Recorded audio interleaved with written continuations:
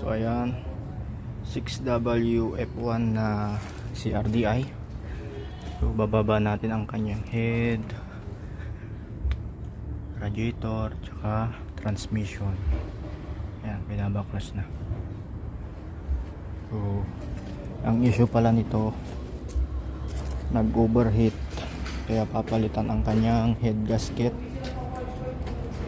Ibababa ang kanyang transmission kasi may tagas sa rear oil seal tsaka sa oil pan, at dito rin sa harap papalitan na rin yung front oil seal na rin para isang gawaan na lang. Tapos dito sa kabila naman, 6UZ1, barado ang kanyang radiator, pina-overhaul din, mataas ang kanyang temperature, mabilis mag